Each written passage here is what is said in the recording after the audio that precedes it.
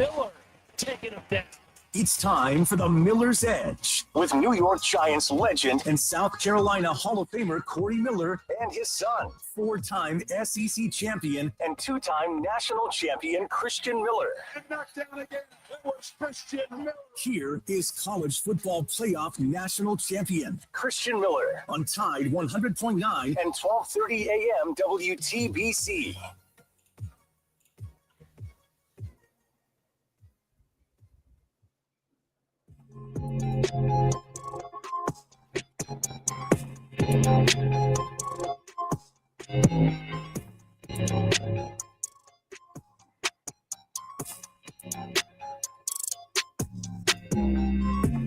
And welcome into this Talking Tuesday edition of Miller's Edge. Todd 100.9, 1230 WTBC, presented by the Good Feet Store.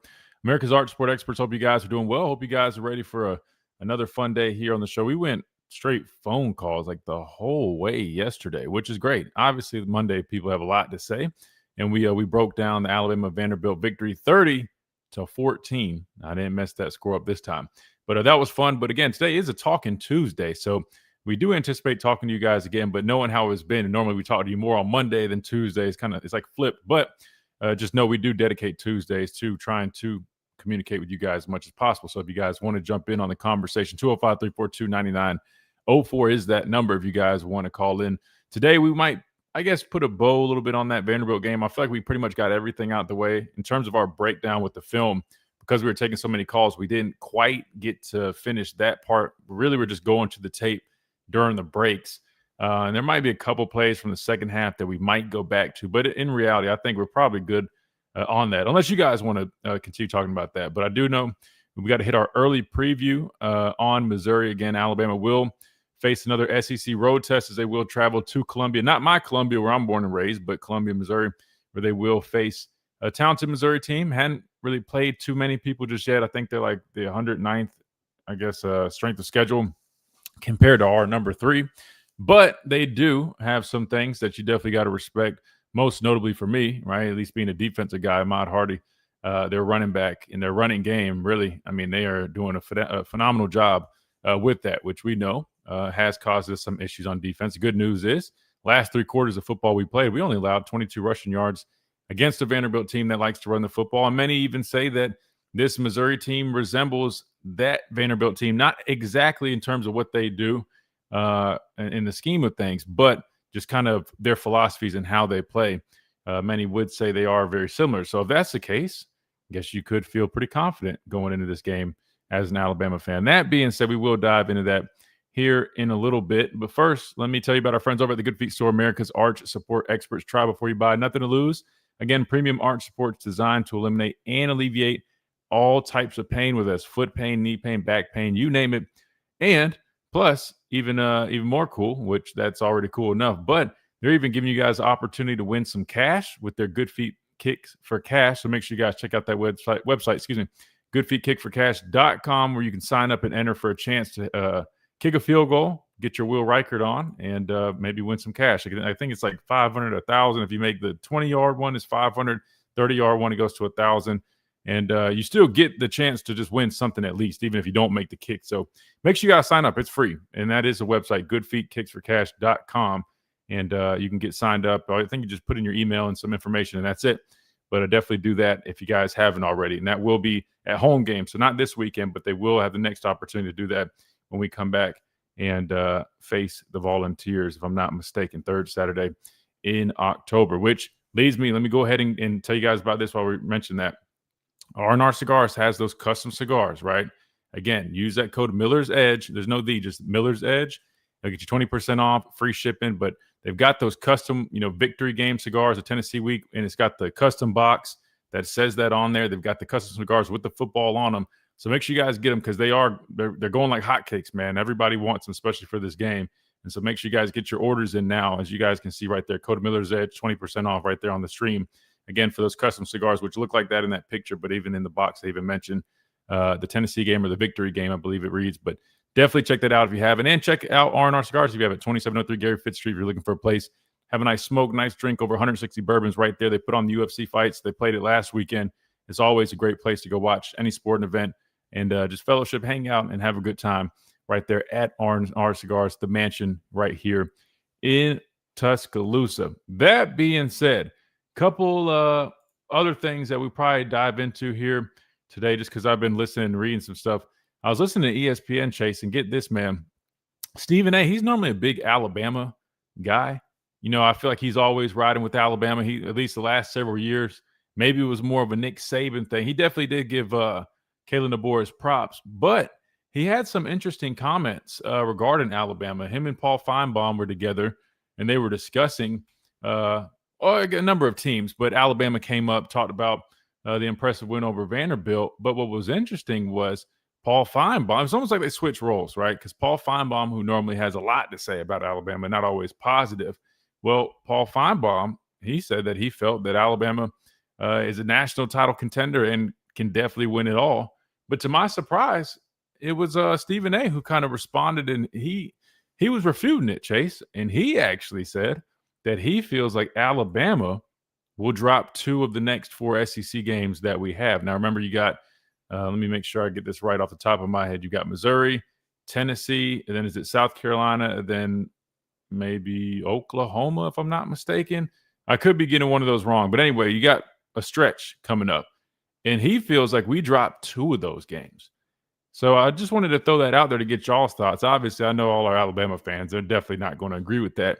But let's just say, hypothetically speaking, if he feels you dropped 2 of those, what 2 games do you feel like would be the biggest challenges for us out of that stretch, right? I guess that's just maybe the question I'll ask. I know you guys think we're going 4-0, and I respect it for sure, but definitely will be a challenge. But anyway, I heard that and I was like, damn, that's interesting, man. So you got Paul Feinbaum, now he's on our side, which I think a lot of people are starting to look at the landscape of college football and see how we're playing and realize, yeah, Alabama, week 1 was a fluke. Even Paul Feinbaum said he had no words to really describe what happened week 1, but the way we're playing football right now, man, you definitely are setting yourself up. However, I'm not saying it's going to be easy, but I do feel like we, without a doubt, make a postseason run. Now, to be determined how we look when we match up with some of these other teams, because, I mean, Stephen A.'s point was we did it against Georgia, but he technically didn't feel that Georgia's one of those top dogs. So how would Alabama look when they match up against the likes of Ohio State, Oregon? You know what I mean? One of these teams that look a little bit, I guess, a step above maybe a Georgia, which obviously has been our toughest opponents yet. So I don't know, just something to think about and marinate on while we get ready to get things rolling here on the show. I'm trying to think if I'm missing anything else other than a couple other things that we didn't hit yesterday. That's what it was. We've got to dive back into the press conference since we didn't get to that yesterday. So we will hear from head coach Kalen DeBoer. We'll do that probably when we come back from this timeout to go ahead and get that through. That way we can respond to it and play catch up a little bit while people start rolling in here anyway. So we'll hear from head coach Kalen DeBoer when we come back. We also had the coordinators, but we'll kind of play it by ear, right? If we have time, we got some extra time to dive into some stuff. We'll probably hear from Ryan Grubb, or at least dive into a couple of his comments and break those down. Same thing with Kane Womack, just to get their thoughts respectively on this upcoming matchup against Missouri as well. Then obviously we're going to talk with you guys again because it is a Talking Tuesday right here on the Miller's Edge, Tide 100.9, 1230. WTBC, presented by the Good Feet Store, America's Arch Sport Experts. Quick timeout. Don't go anywhere. We'll be right back.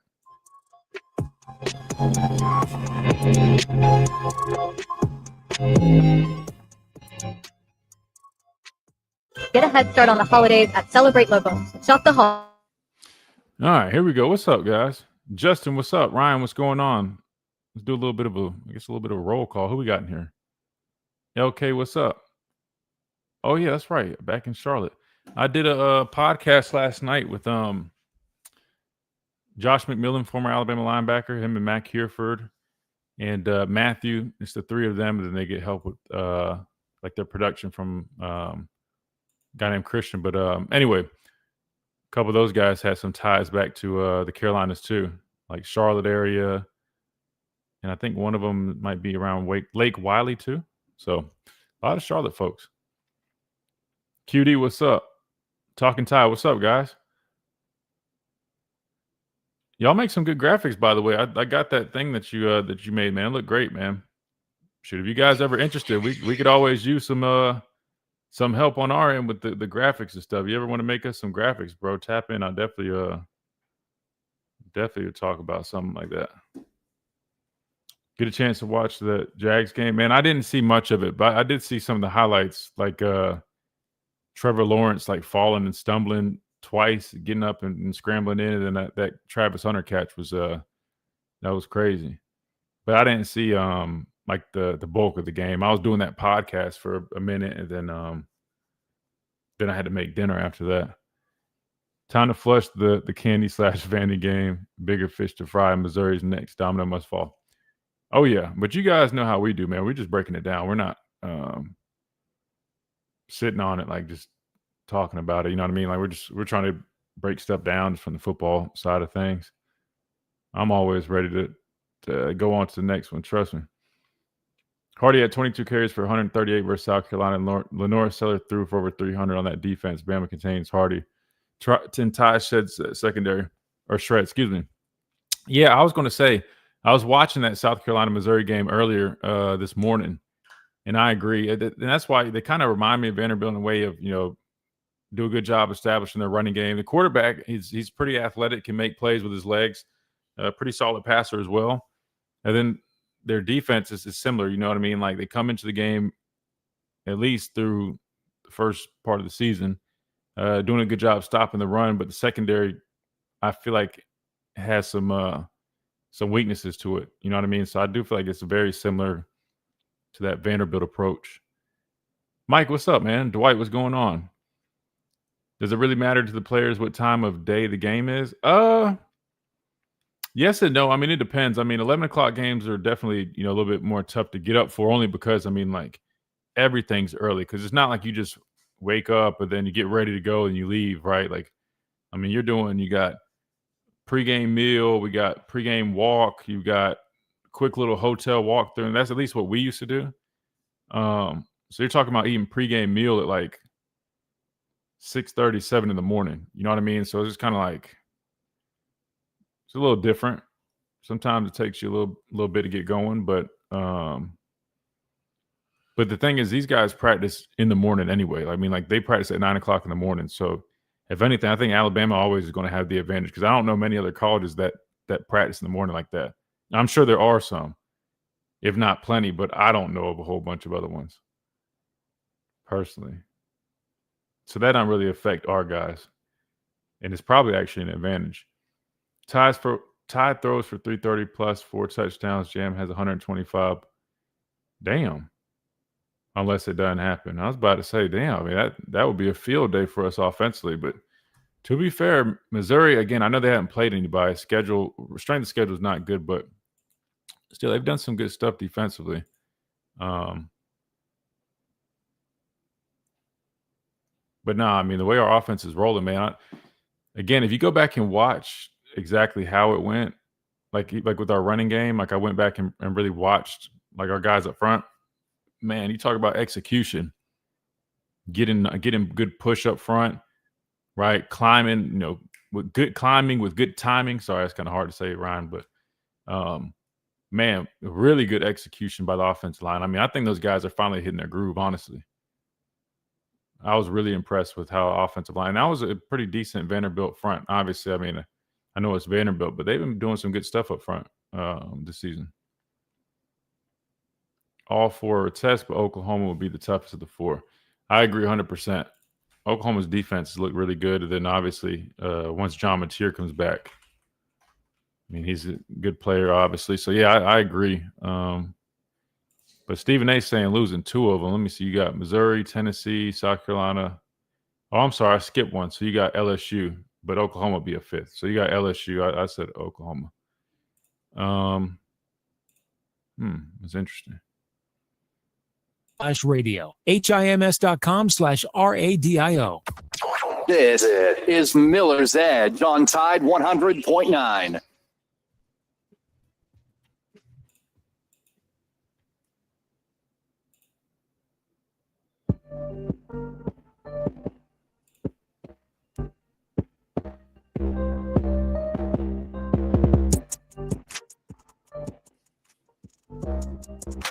And welcome back into this Talking Tuesday edition of the Miller's Edge, Tide 100.9, 1230 WTBC, presented by the Good Feet Store, America's arch support experts. All right, speaking of talking, it's time, to hear Coach Kalen DeBoer do some talking. This is his press conference from yesterday that we missed, so let's go ahead and catch back up and hear what he had to see. He had to see. I'm all over the place this morning, guys. I'm sorry. Hear what he had to say leading into this Missouri week.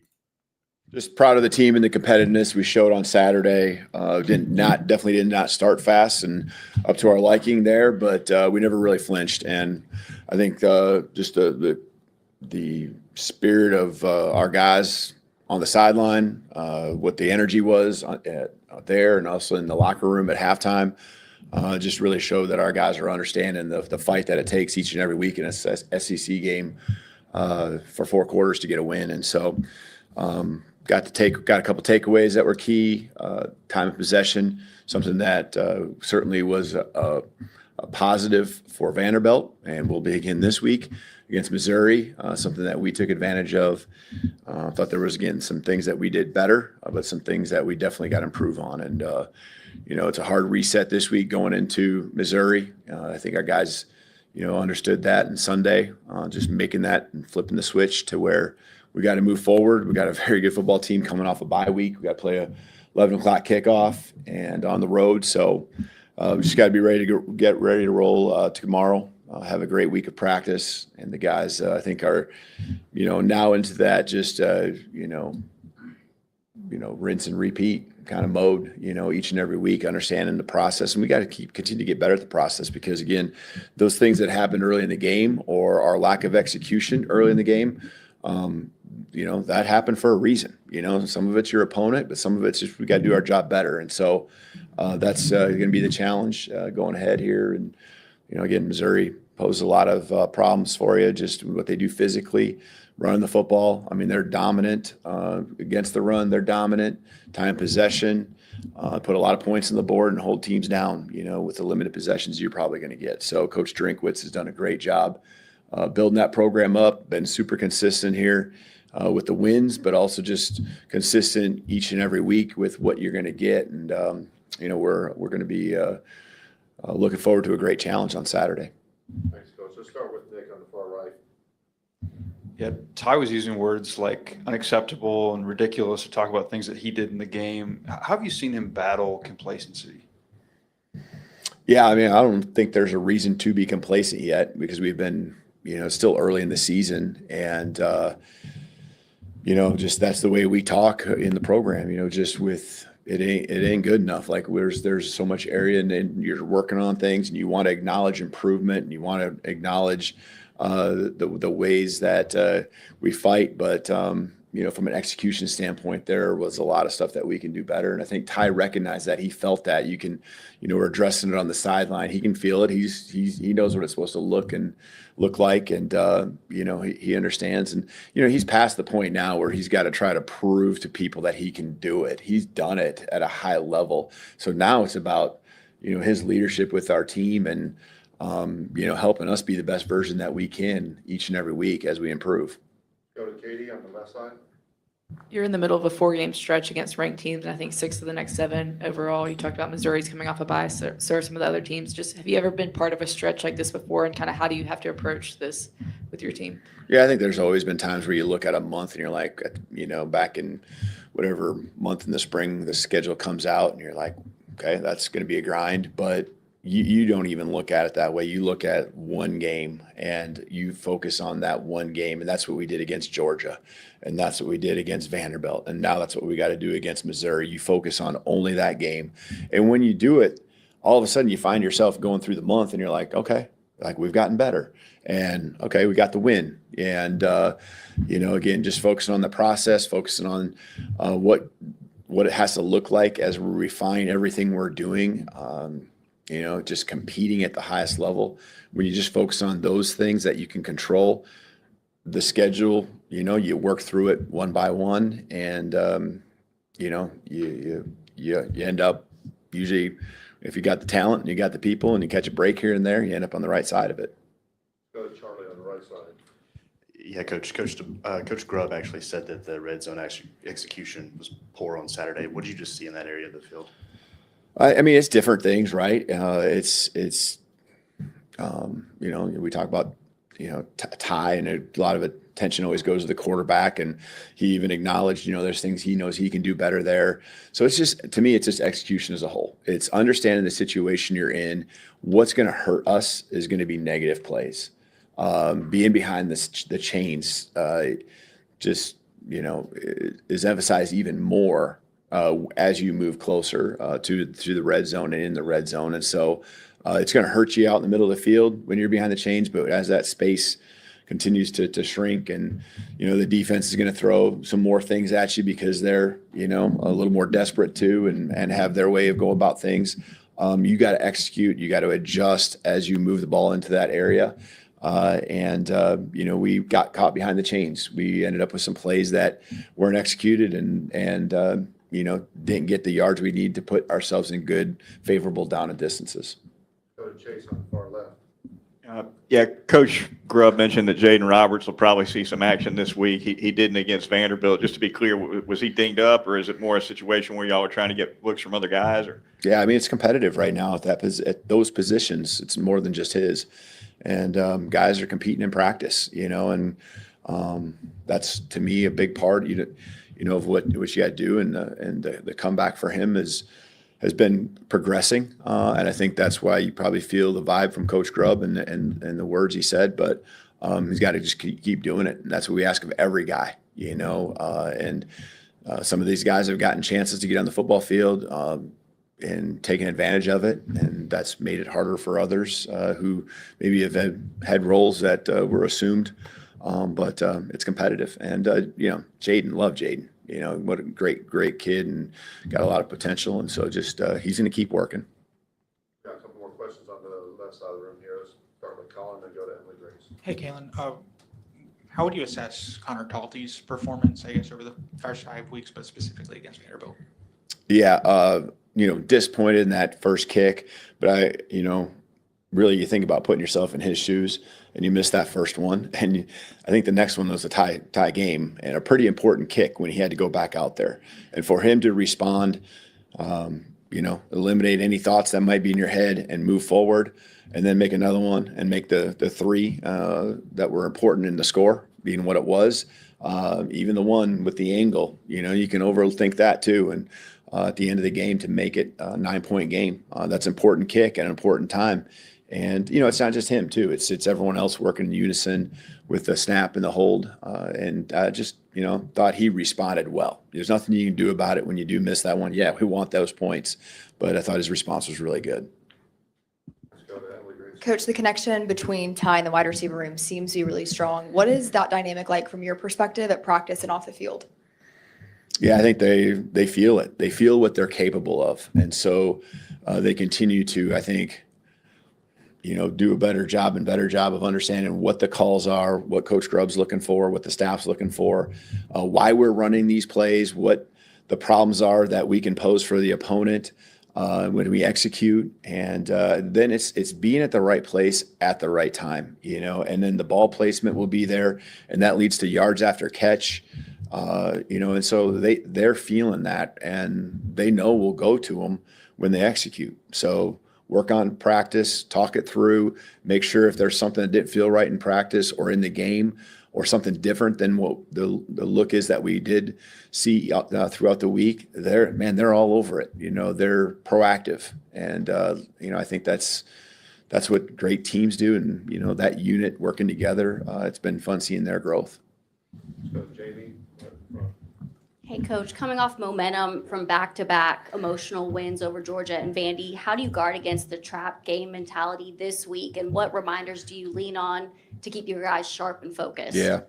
I mean, they're 5-0. They're a ranked team. And so, I think the whole thing isn't like it's not a surprise that we're facing this team that we're, that's going to be at a high level on the road. And so, it's taken all of our experiences that we've been through and applying it, knowing that going on the road is hard in the SEC, knowing that any game in the SEC is hard. And, then taking our lessons learned or experiences is what I like to refer to them, and just understanding how we've become successful and how we've had improvement here.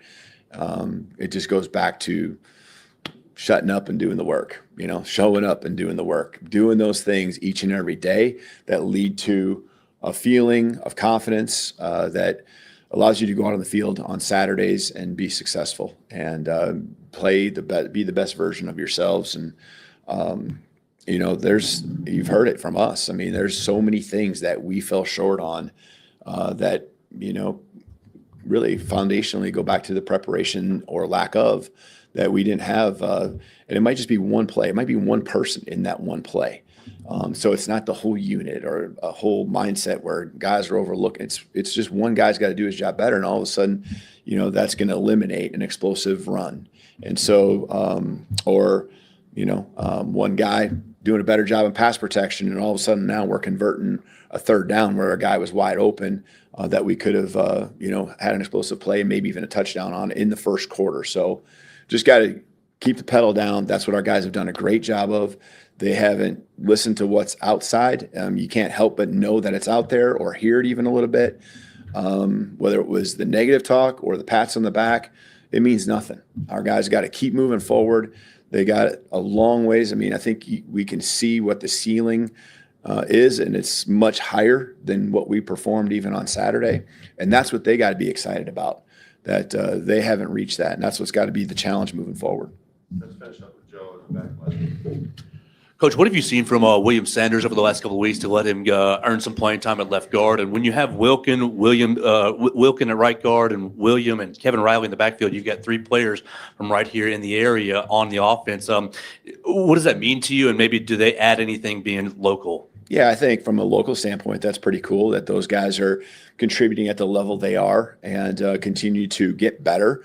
Because that's certainly the case with all of them. They are continuing to get better, and that leads to, just Sanders and what he's been doing and why he's getting his opportunity. He didn't go like, woe is me when he wasn't getting those reps early in the season. He just continued to grind. He continued to show up. And just like our team and what I'm asking of them, he's done that, taking it personally. And the guys that do that, they're going to keep getting better. You're in this program for a reason. We're counting on you. We're counting on you to get better. We're counting on you to help make our team what it can be. And he's done that. And so that's why he's, gained a few reps in games that you've seen here over the last couple of weeks.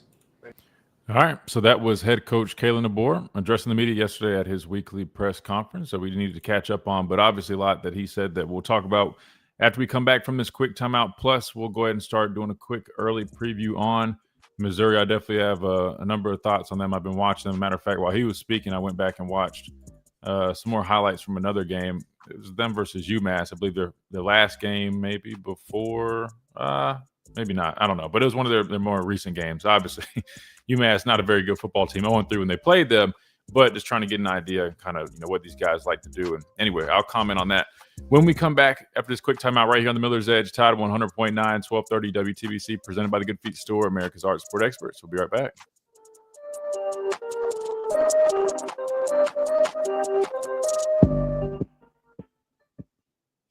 Hey, I'm Christian Miller. At Asphalt Restoration, we transform driveways and parking lots with expert repairs, new paving, or resurfacing. Fast, durable, and family-owned quality that you can trust. Don't let small issues turn into big expenses. Call 205-393-9149 for your free estimate today. That's 205-393-9149. Asphalt Restoration. All right. Let's see what you guys had to say. Oh, Christian's in here. What's up, bro? He said Missouri's giving up 10.8 yards. Oh, wait, is that yards per? Oh, wait, what is that? YPA? I'm drawing a blank, man. You're saying yards allowed? Wait, yards per attempt? Sorry, dude. I don't know where I'm tripping today.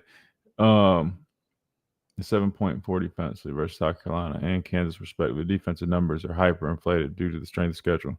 Yeah, for sure. And I was going to say, watching their defense just now, I think they're a solid unit for sure, but definitely think the numbers are a little skewed. And that's why I always tell you guys, man, you got a lot of people that just pull up analytics and numbers and they just read them off to you guys.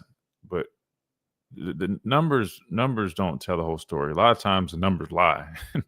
The tape doesn't, though. I mean, you can't. We say that all the time as players, man. I mean, tape does not lie. I mean, numbers say one thing, but the tape will tell the truth. But I still think, I mean, they got a solid unit. I just don't think it's what the numbers necessarily say. But they do a good job. Offensively, though, I'll be honest, though, they got a couple backs that got juice. Obviously, Ahmad Hardy is the guy. I mean, hard runner, man. Dude runs very powerful. They have a big zone scheme that they like to run, just looking for those cutback lanes and those holes if they don't hit the edge. And, I mean, he does a nice job finding those creases, bounces off of tackles. He's got really good burst. And he's a really good player, man. So it's going to be a good challenge for our defense for sure. Yeah, secondary, though, I'm not going to lie. Yeah, yards per attempt. I appreciate that, bro. Sorry, I was drawing a blank for a second. But yeah, there's so much talk about Ahmad Hardy, but the other back, is it what's his name? Is it 20? What's his name? Let me pull up their depth chart. And they even got a third one. I mean, they got a nice little stable back there, man. I'm not gonna lie to you. Those dudes are good players. Yeah, Jamal Roberts is 20. He's a good player too. He runs hard as well. I like that defensive tackle they've got. Chris McClellan, 7, big dude. Looks like a pretty good player as well. At least it's on the tape that I've seen. Yeah, the third one's good too. HIMS.com/RADIO. This is Miller's Edge on Tide 100.9.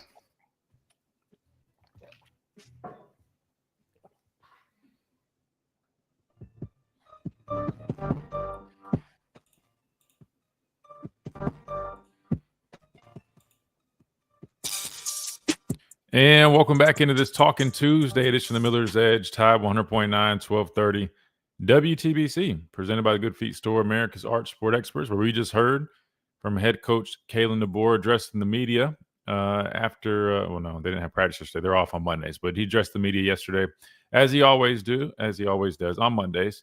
And I was about to say, Chase, is there anything that you wanted to hit on from what Coach had to say before we jump into a little bit of this Missouri preview? Anything stand out to you? Yeah, I think when he got asked about the trap game, I think that was very interesting to me because it's so easy for a team like Alabama to be high, especially I didn't know this, that they didn't, what was it? You said they didn't allow like 20 yards rushing in the second half. That is insane. 3 quarters, it was 22 yards total, I believe, on the ground. Yeah.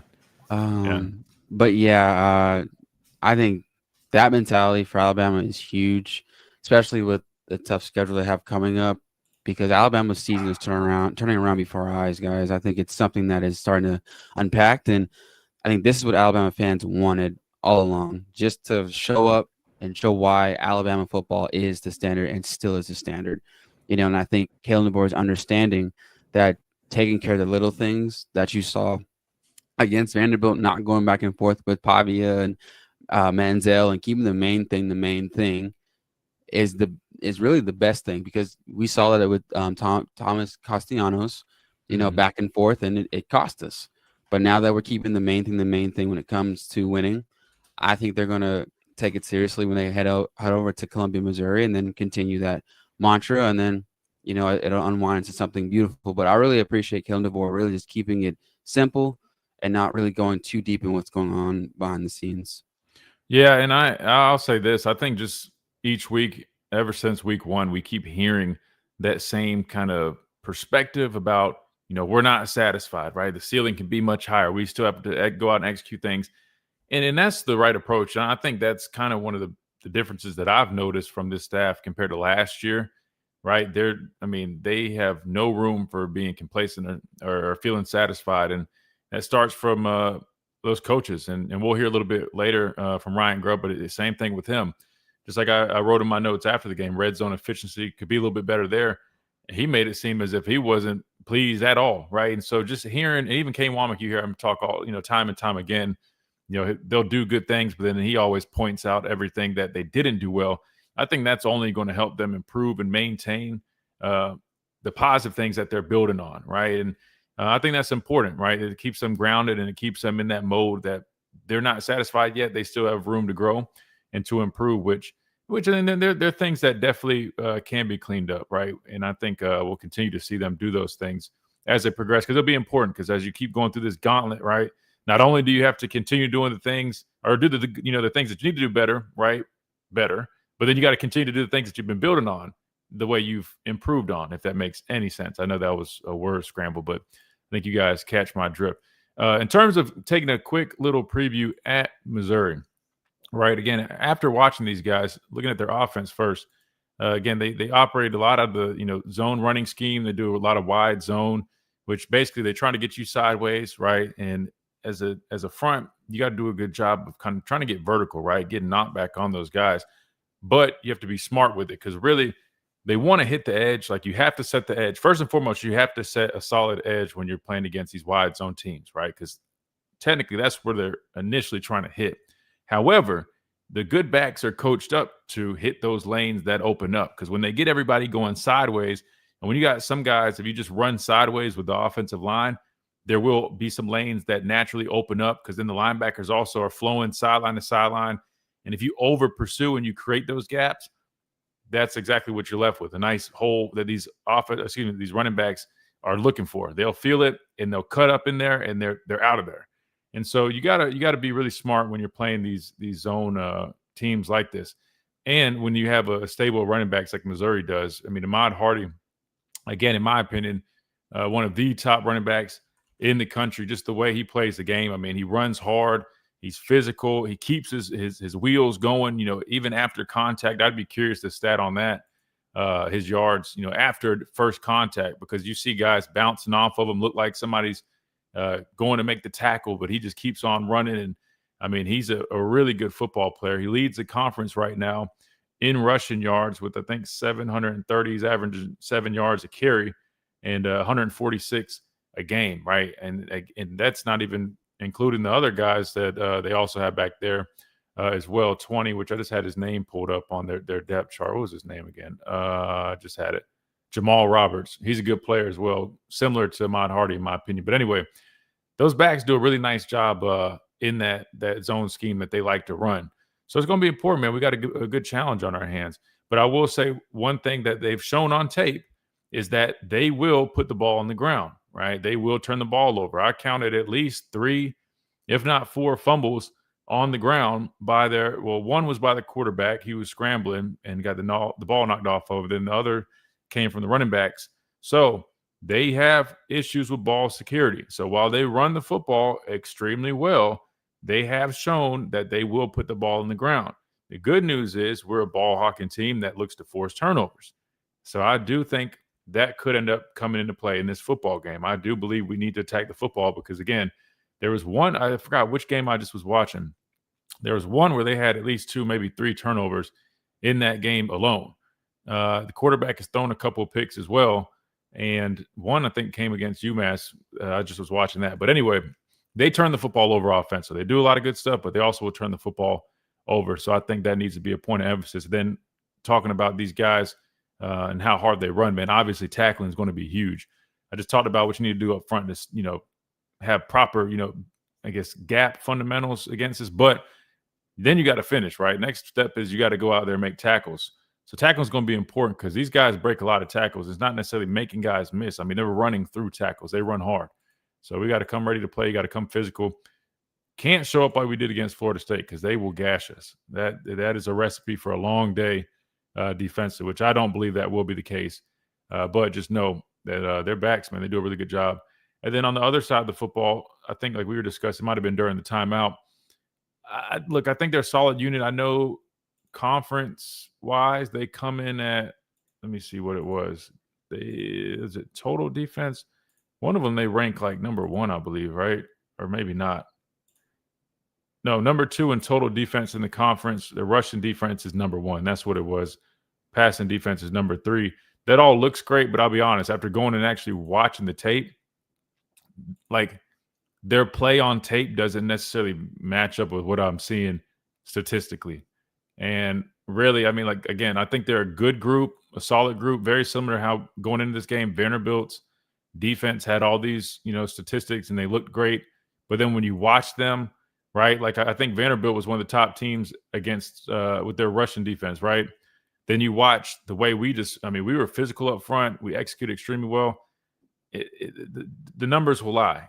And after watching the tape, this Missouri defense, they're a sound unit and a solid unit, but I wouldn't say their play matches up necessarily where they rank statistically. They do have some good players though on tape. I mean, they've made plays. They get after it. They've shown to be aggressive as well. But through and through, I'll be honest, I think it's more so about what we do, right? I think we go out there, our offensive line can execute, can play physical, get good push up front like they did against Vanderbilt, right? Climbing with perfect timing, all that stuff like I discussed earlier. I'm not too worried about what the numbers say or even what I'm really seeing on tape. But I think it's really going to boil down to what we do. So I'll keep deep diving a little bit more as we go along. But I just want to give you a quick little preview because that was fresh on my mind watching some of those highlights. But again, it is Talking Tuesday, 205-342-9904. Now we got Ellis on the phone lines. Other than that, we're open. So if you guys want to hop on here, let us know. Plus, we will get to some of these other interviews again. Kane Womack and Ryan Grubb spoke to the media. I at least want to hear from them a little bit because there's a couple of things that I know was said that I want to break down. So we'll do that on the other side of this timeout right here on the Miller's Edge, Top 100.9, 1230 WTBC, presented by the Good Feet Store, America's arch support experts. We'll be right back.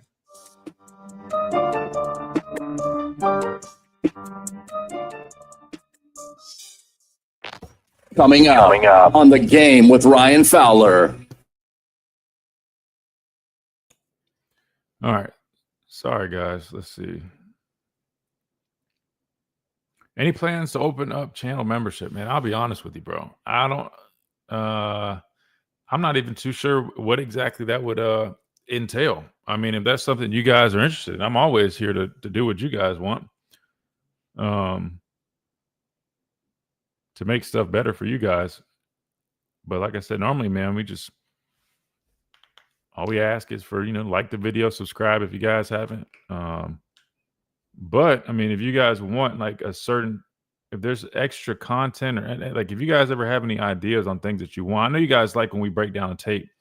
Problem is just the whole copyright stuff. However, I'm sure we could probably figure out something. But if that's something you want extra of outside of again, because this is the radio show that we do every day, we're just streaming it. Definitely let us know if you guys have anything that you want us to do like on the side, and we definitely will take those suggestions.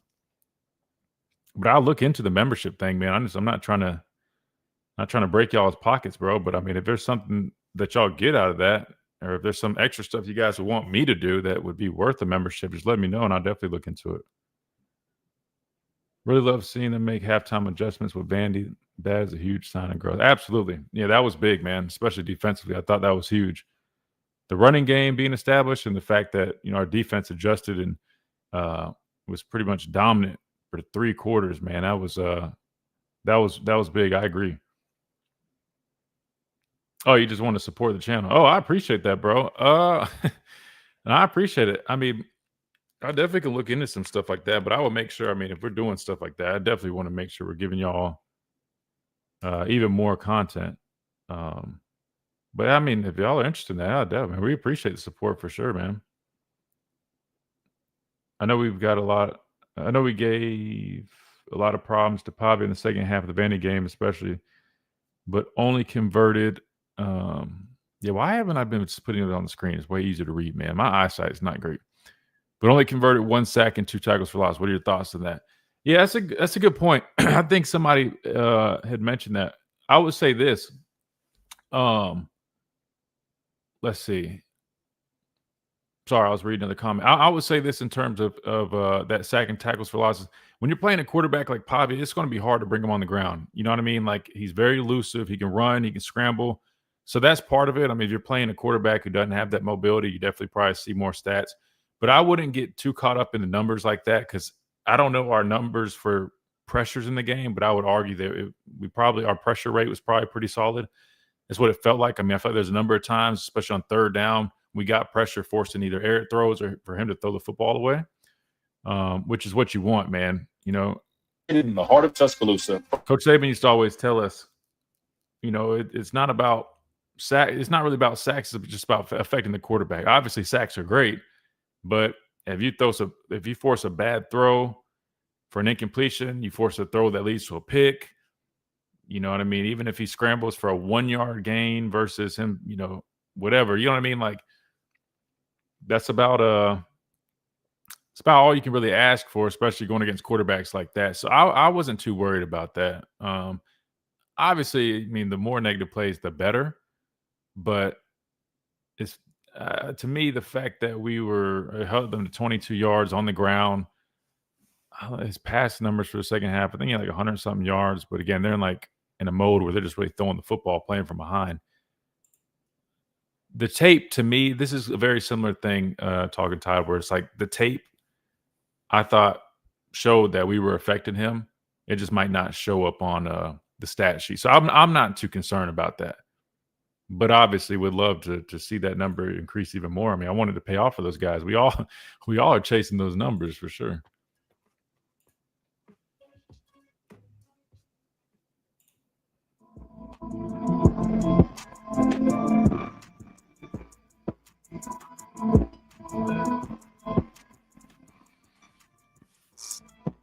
And welcome back into the Miller's Edge, Tide 100.9, 1230 WTBC, presented by the Good Feet Store, America's Arch Support Experts. All right, so we just we heard from Kalen DeBoer, right?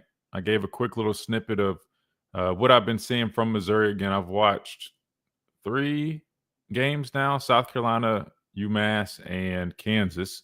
And just gave you guys kind of my initial thoughts. And again, as the week progresses, we're going to be a little more patient this week because I don't want to start having to rinse and repeat everything. But we'll continue. In hour number 2, I'll bring some other notes up. But again, just some early thoughts on Missouri. But throughout the week, we'll get deeper and deeper with the breakdown. Plus, I'll start throwing some stuff on tape. Maybe even we'll do a little bit of that today, just kind of previewing some of the players at least, and kind of some of the plays that have stood out to me, right, that kind of lead me to my thoughts on this game.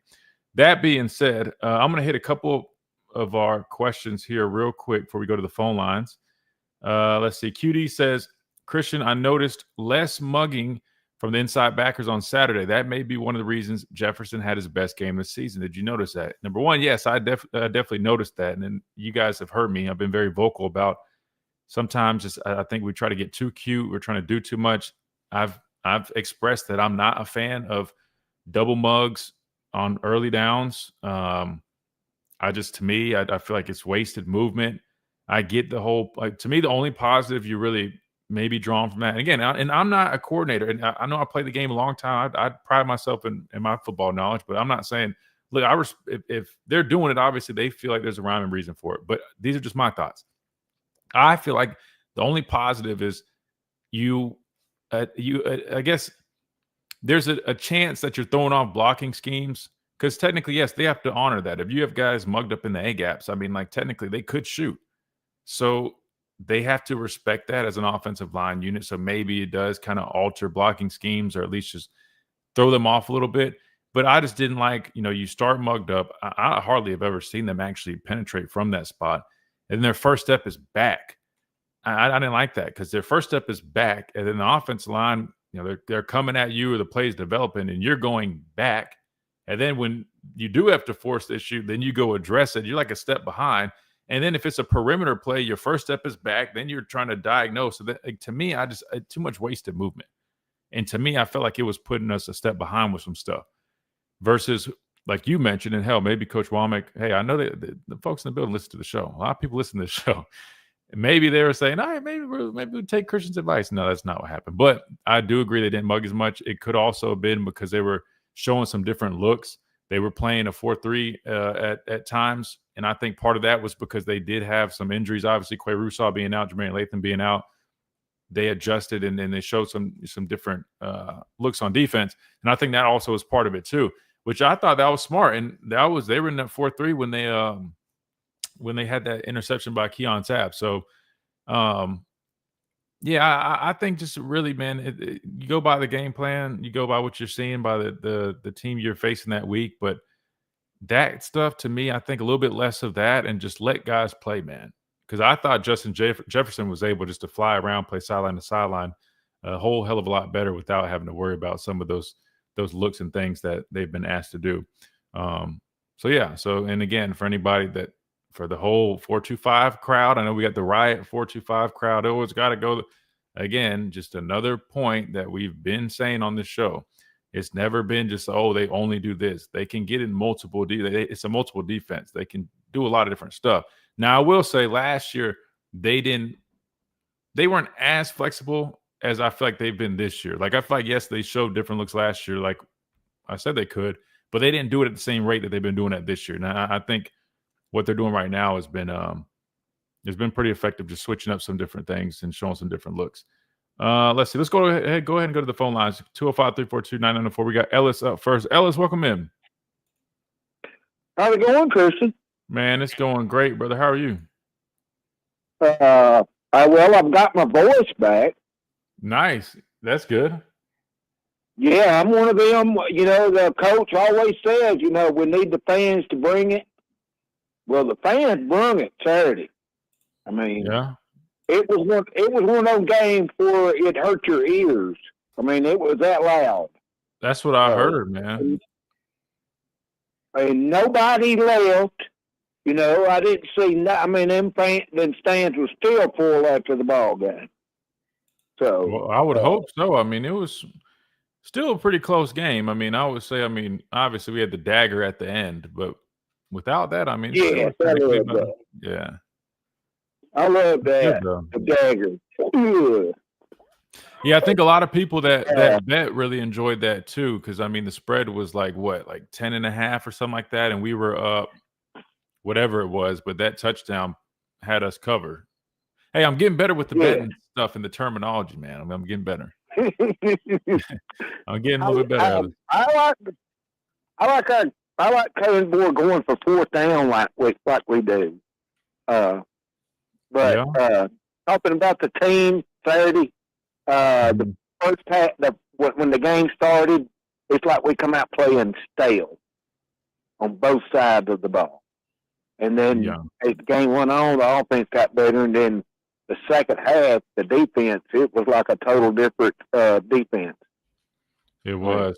I think it was the best game that they played this year yet. Yeah, well, I think it definitely was. Well, yeah, let me think. Yeah, it depends. It depends. I mean, you're playing a quality opponent for sure. Yeah. I would say this, for those 3 quarters or some, it's a good football. I mean, yeah, I don't know, but it definitely was a really good game. Yeah. And did you see the hit that Jefferson? And he hit him. He hit the Vanderbilt quarterback first, and then number 94 finished him off. Oh yeah, Edric Hill. Yeah, yeah. No, that they my gave him God, a shot right there for sure.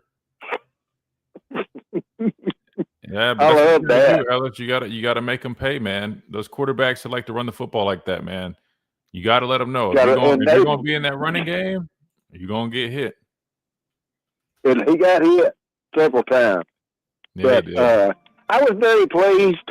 If we can just keep that momentum going forward, hopefully it will. But it was fun times. I walked nearly 11,000 steps while I was down there. Dang, there you go, getting exercise and enjoying the game, man. 2 for 1. And it was whoever that called in yesterday. I was on my way back from Alabama. That was at the ball game that called in your show, said it was hot. Was it 206, I believe. Yes, it was hot. Yes, it was hot in them stands, most definitely. And I got to shake hands with Greg Burns. Dang, good for you, man. That's nice. Yeah, he's a. I don't believe there's any other athletic director that stands out in the crowd and meets the fans and talks to them. Yeah, I feel like he does a good job with kind of connecting with folks like that. And I remember one time he spoke to, when I was in school here, he spoke to one of my classes and talked about that. Like, going out your way to really making people feel seen and heard, and just being a good person overall. I think he's basically saying like the importance of that. So yeah, that makes sense, man. I definitely I believe you. Ellis, we got to hit this top of the hour break, man. Glad you made it back safe. And glad you had a great trip down here. Yes, sir. I'll be back for the garbage truck convention. There you coming go. up. Well, safe travels, and I know you got plenty of time to them, but safe travels. And Ellis, we'll talk soon, brother. I appreciate you. Yes, sir. Roll Tide. Yes, sir. Roll Tide. Good deal. Top of the hours here. It means we got to hit a break. When we come back, we keep on rolling right here. Tide 100.9, 1230 WTVC, and live on our YouTube channel at The Miller's Edge. Come check us out. We'll be right back.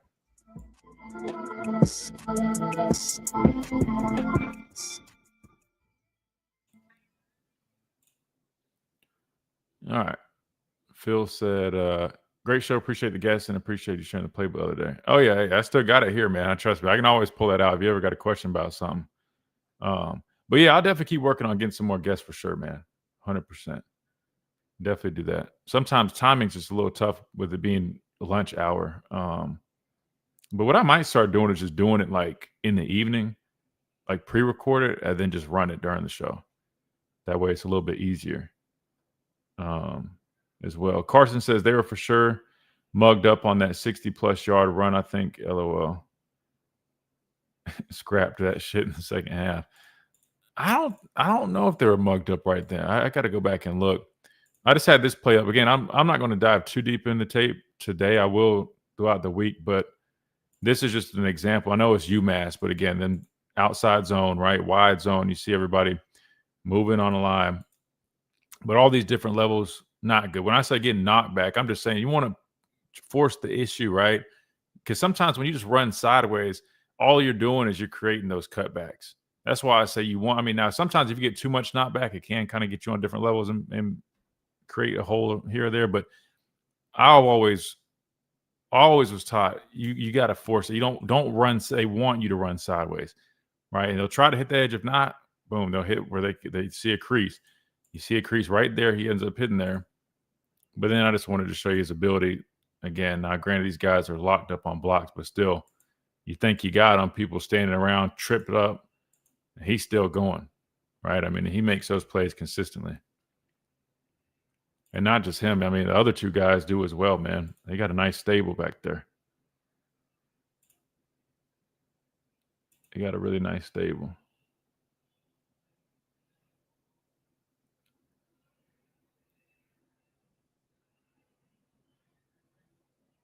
Wait, is that what are the chances of Missouri fan would just pop up in here? It's interesting.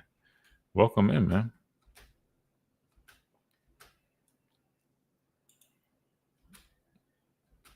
Another nice run right here. Same thing, outside zone. It's hitting the creases, right? Bouncing off of tackles. Right, dragging players. Again, I know it's UMass, but just showing his ability, right? Because he's done that against better competition too. So that's what you're going against, man. Again, stretching you out wide. You got somebody there that kind of gets through. Not necessarily that's the edge, but you get what I'm saying. Somebody makes them cut back up, but you see all these holes because everybody's going where? Sideways, right? So backside pursuit, really important as well. Safeties, which I was answering this, I can't remember where, but people are asking about the running game. Those our secondary guys just got to make sure they're coming down. When you recognize run men, you got to come down in support. Really important. And everybody flying to the football because you got a guy like this that breaks tackles. All that standing around like Florida State, and we had guys just watching, like watching to see who's going to make the play. When you play guys like this, man, everybody's got to fly to the football. You really got to have that swarm D mentality that they talk about.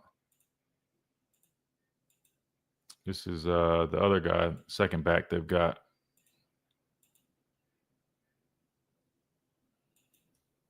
Good players, man.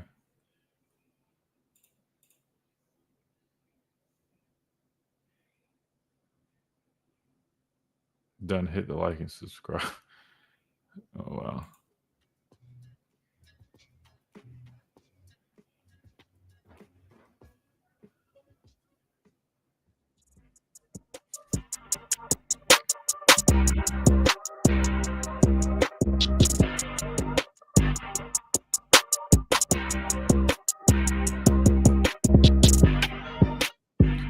And welcome back into this Talking Tuesday edition of the Miller's Edge, Tide 100.9, 1230 WTBC, doing a little bit of an early preview on the Missouri Tigers, who Alabama will face this weekend. Coming off of a bye week, those guys have had ample time to prepare, so it's going to be an interesting one. Again, the Tigers have not lost a game yet, and they will welcome in Alabama for an 11 o'clock Central Time kick in Columbia, Missouri. So, again, we are just a little bit of an early preview, just kind of looking at some of the personnel, some of the things that they've shown on tape. And again, we'll obviously get deeper and deeper in our breakdown as the week goes on. Let's hit a couple more questions from the chat, see what else we have here before we go back to the phone lines, which we will here in a second. Just want to catch up on some of the chat. Let's see, which we do have a Missouri guy in here. He's very very vocal. So let me see what else we got.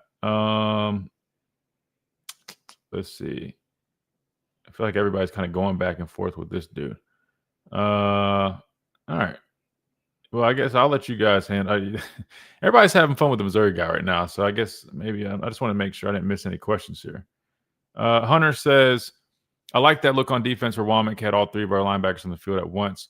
Kind of hit on that, but again, just little refreshers. Yeah, so that was at 4-3 that we ended up playing, and basically you just replace the Husky, which is a nickel corner, with Justin Jefferson, and then you slide Nakai Hill-Green in there at inside backer next to Deontay Lawson. And I thought it was smart, right? I mean, you're down a number of guys in terms of the Wolf. The outside linebacker spots are going to that 3-4, which we still showed that. But obviously, you're relying on a true freshman in there on the other side, opposite of Yonze Pierre. So they probably were just saying, hey, how can we get some more of our experienced guys on the field? And they ended up showing some more 4-3 looks, which I thought they made some plays while they were in that defense. Plus another guy, and you got to give him his flowers, man, Kelby Collins. I don't know if you guys really peeped it, but he was they did basically what I thought they would do, right? Slide some bandits either over or just run some stuff where they could get more of those guys on the field to kind of recoup for not having that depth at Wolf. And so we saw some reps with Jordan Renaud out there, but we definitely saw a lot of reps with Kelby Collins out there. And I thought he played great. He did a really nice job with the opportunities that he got. And I remember he hadn't really got too many up to this point, and he made the most of his opportunity. So I would imagine they probably utilize him a little bit more moving forward. But again, Florida transfer has played in the SEC, so he's got experience. But if I'm just being completely honest with you, through camp, he didn't have the best camp, if I'm being completely honest with you. He just didn't. And I think that's part of the reason you didn't really see him too much early on, but looks like he's finally getting his foot in and figuring some stuff out now, which is good. And yes, Hunter also mentioned London Simmons.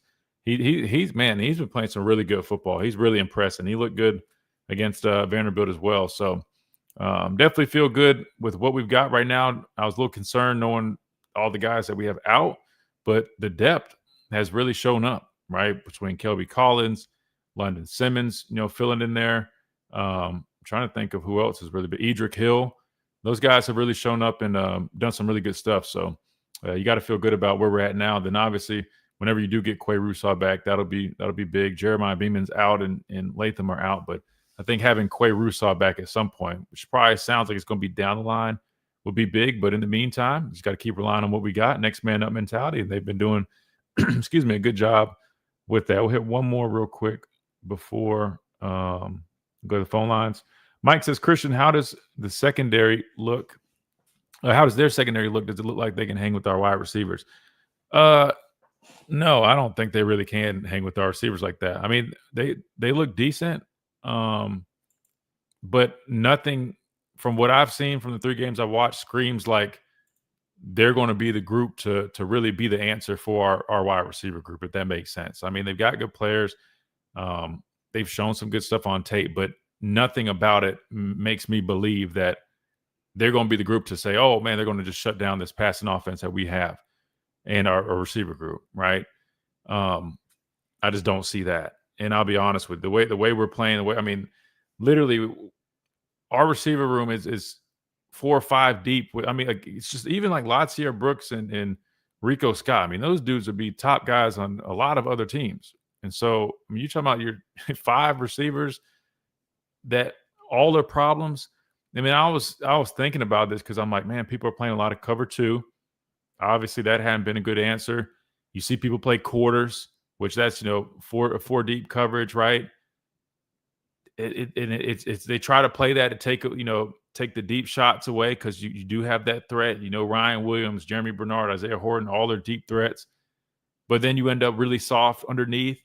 And then Grubb and Ty do a nice job of just hitting, some quick dump offs or shallow routes, and then just letting those guys make plays on the football. Because think about it, who are the underneath guys? Most of the time, they're linebackers. You know what I'm saying? So you're asking those guys to make open field tackles on Ryan Williams and these receivers. That's why you saw against Vanderbilt, we kept having a lot of chunk plays because when they would get in that quarters coverage, we were just taking, the more shallow routes and then letting our guys, make plays after the catch.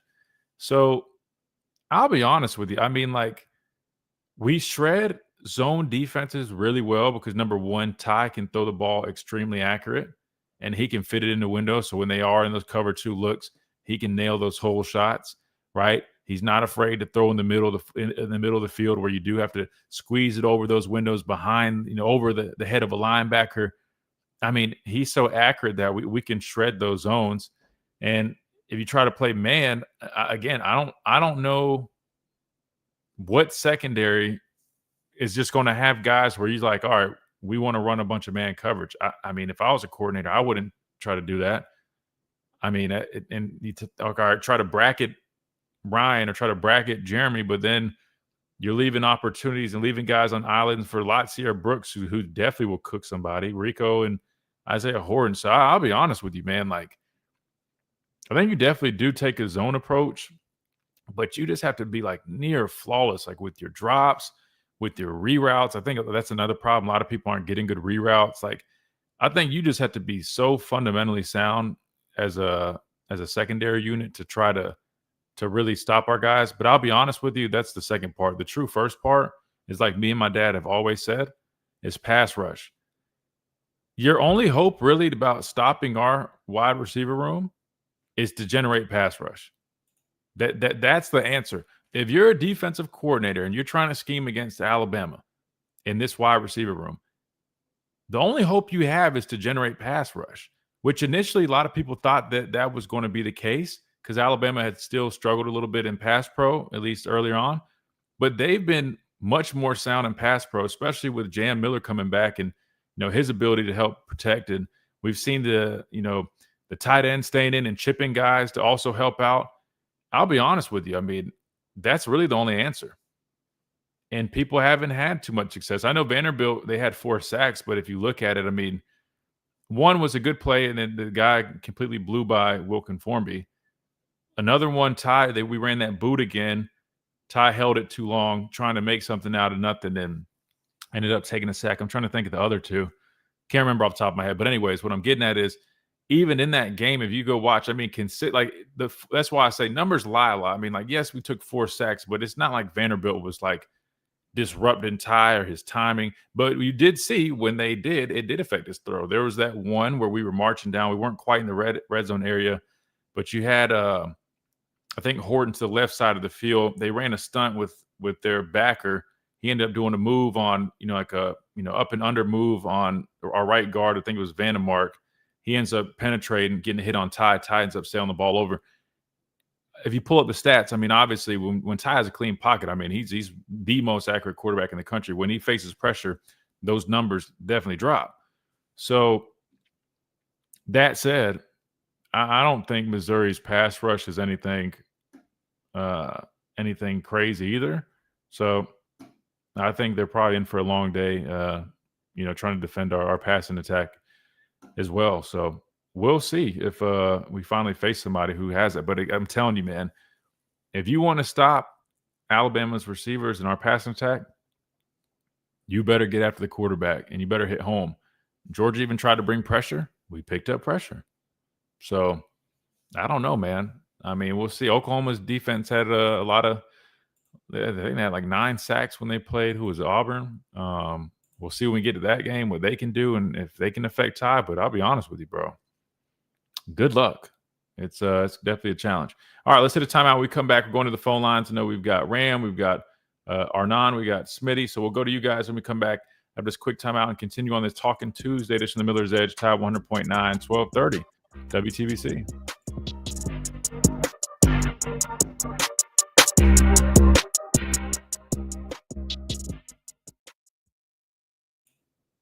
Get a head start. Yeah, exactly, Hunter. That's exactly what I was saying. Like, you see 4 sacks on the stat sheet, but you really go and watch the tape. Really was Ty kind of holding the ball. Other than that one, I mean, the dude just blew by Formby when he was at guard, but yeah. Our quarterback is releasing the ball within a couple of seconds, makes it hard as long as Simpson doesn't try to do too much. Yeah, 100%. Yeah, I mean, he's getting it out quick, and that always is frustrating as an edge guy like myself, man. I mean, like when they're just getting the ball out that fast, it's frustrating. You feel like you don't have a shot, but I'll be honest, man. That's why I said early on, we'll go as far as our offensive line, and the fact that we're protecting so well right now. I mean, look at the pockets that Ty's had. I mean, he's been pretty damn clean this season.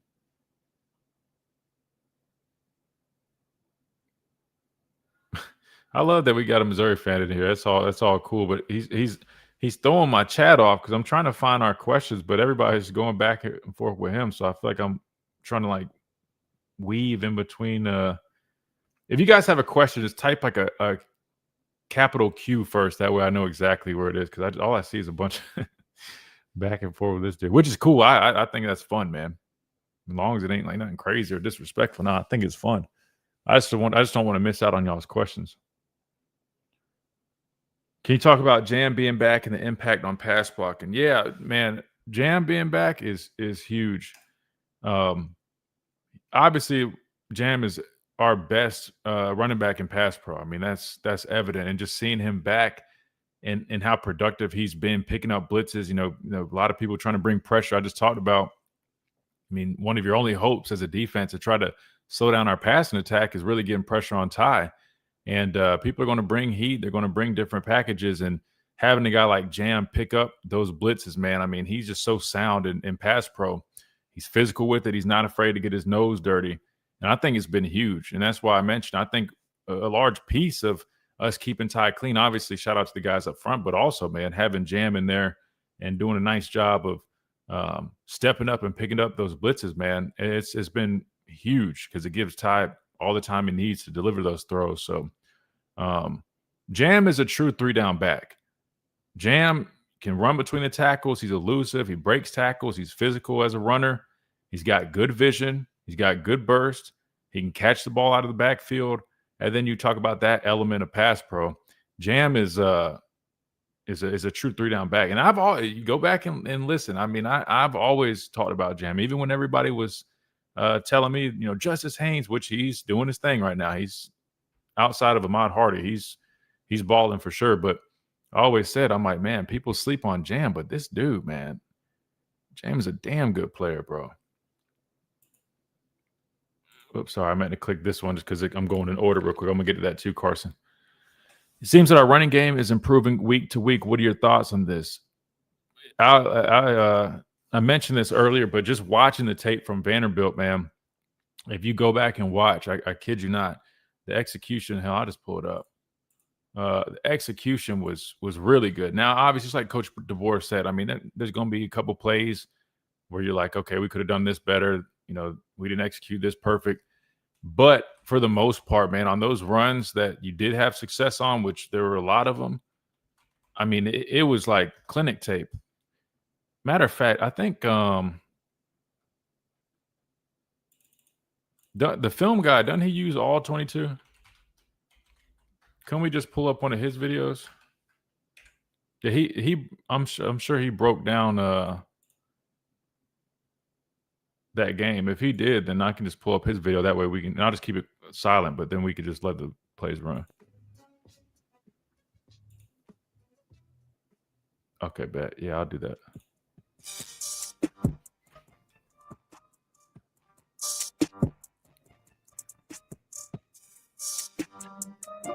And we're back on this Talking Tuesday edition of the Miller's Edge, Tide 100.9, 1230. WTBC, presented by the Good Feet Store, America's Art Sport Experts. All right, so We're gonna go back to the phone lines. I'll try to pull up some of these clips, and while I promise I'm listening to our callers, but I know we had some questions about some things. And I want to just put some clips on the screen on our stream, so I will do that. And I might not be breaking them down, but I think you can kind of see my mouse kind of hover around, so I'll try to do that as good as I can. That being said, let's go back to the phone lines. We got Arnond up next. Arnond, welcome in.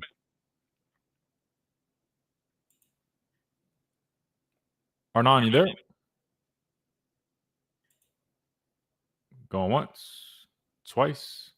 Chase, is he still on the line? He might not be there. I think he had dropped by accident. Okay, no worries. Yeah, I wanted to. I know he had called at the end yesterday, but all right, let's go back to the phones. We got Smitty up next. Smitty, welcome in. Hey, Christian, how's it going? Good, bro. What's up, Smitty? Man, just driving, man. One thing I noticed about the game, and that was a play. I said it was my play of the game. You remember when Diego Pavia tried a throwback screen, but Yonze Pierre was right there and he had it dirted? Yeah. And what if he didn't have eye discipline? Where would that play have gone? And it's just cool that seeing the young guys having the eye discipline. But I think one thing that I like about this team so far, the staff, the old saying is the best defense is less defense. So they're doing a good job with ball control because you see down so many guys on the defensive front. What's the point of keep throwing them back out there? If you get what I'm saying? Yeah, you may score quick, but you're putting them back out there. And I think they've done a good job of protecting this defense. I don't know if you've seen that. What do you think of that? You say it one more time. Of who protecting this defense? I'm sorry, I missed that last part. I mean, the coaching staff knowing that, hey, we're down so many bodies. Let's just play a little ball control because the best defense is less defense right now. Wait, so you're talking about the offense? You're saying them kind of just trying to sustain drives? Oh, I got you. Yeah, I get what you're saying. You're saying the time of possession, us trying to just have those drives. I'm sorry. Look, I think that's ideal if you are ever in a situation where you're a little concerned about your defense. And I'll be completely honest, I'm not saying they were concerned with our defense against Vanderbilt, but I think they knew that there were going to be some challenges that they could pose.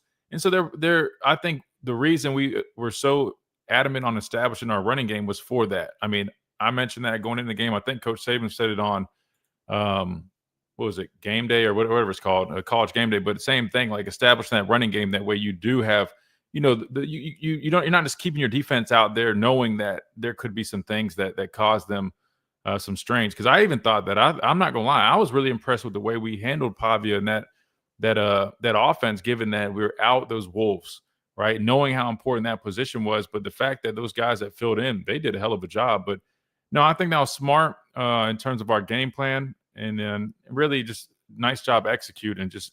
I got it pulled up now, to seeing the difference in our running game and the execution up front, having Jam hitting those holes, man. I mean, that's why I talked about having that running game being so important. So when you are in situations where you do want to control that tempo more, you can do that. You're not trying to just find extensions of the running game. You're actually able to line up, run the football, control the tempo, control the tempo of the game.